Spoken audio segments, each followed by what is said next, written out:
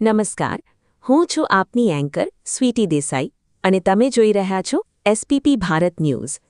પલસાણા તાલુકાના ડાંભા cricket ground ખાતે વરેલી cricket club દ્વારા આયોજિત સિઝન 3 ટેનિસ ક્રિકેટ ટૂર્નામેન્ટનો ભવ્ય સમાપન થયો છે।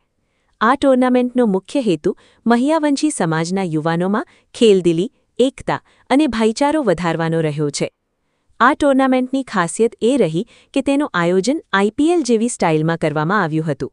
ખેલાડીઓની પસંદગી ઓક્શન પદ્ધતિ દ્વારા કરવામાં આવી હતી, જેના કારણે અલગ અલગ ગામના ખેલાડીઓ એક જ ટીમમાં રમતા જોવા મળ્યા હતા। આ ટૂર્નામેન્ટમાં પલસાણા તાલુકાની કુલ 8 ટીમોએ ભાગ લીધો હતો। તમામ મેચો ડાંભા ક્રિકેટ ગ્રાઉન્ડ ખાતે રમાઈ હતી।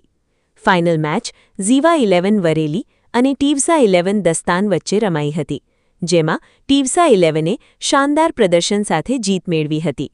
મેચના અંતે વિજેતા ટીમને ટ્રોફી, શિલ્ડ અને રોકડ ઇનામ આપવામાં આવ્યા હતા। મેન ઓફ ધ મેચ તરીકે પ્રિયાંક રાઠોડ પસંદ થયા હતા, જ્યારે મેન ઓફ ધ સિરીઝનો ખિતાબ તકસીલ તુડીવાલાને મળ્યો હતો। આ પ્રસંગે આયોજકોએ જણાવ્યું કે આ ટુર્નામેન્ટ છેલ્લા 2 વર્ષથી સફળતાપૂર્વક યોજાઈ રહી છે અને આ ત્રીજી સિઝન પણ ખૂબ સફળ રહી છે। સમાજના યુવાનોને એક મંચ પર લાવી સમાજનું નામ રોશન કરવું એ મુખ્ય ઉદ્દેશ્ય છે।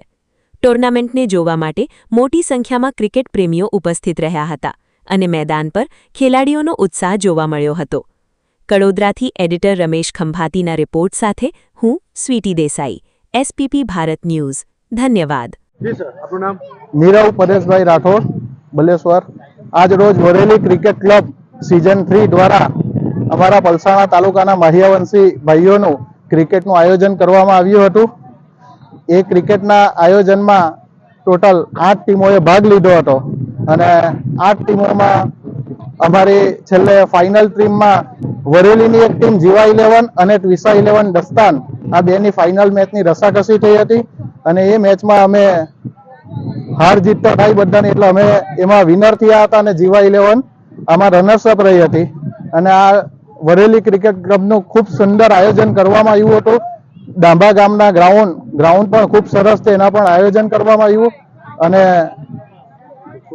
એ અમારા આયોજકોને પણ ખૂબ ખૂબ અભિનંદન અને અમારી ટીમ વિનર થઈ એને પણ ખૂબ ખૂબ તમામ પ્લેયરોને અભિનંદન।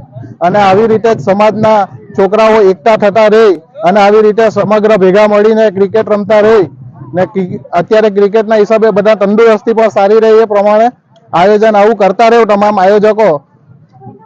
એ બદલ તમામ આયોજકોને ખૂબ ખૂબ અભિનંદન।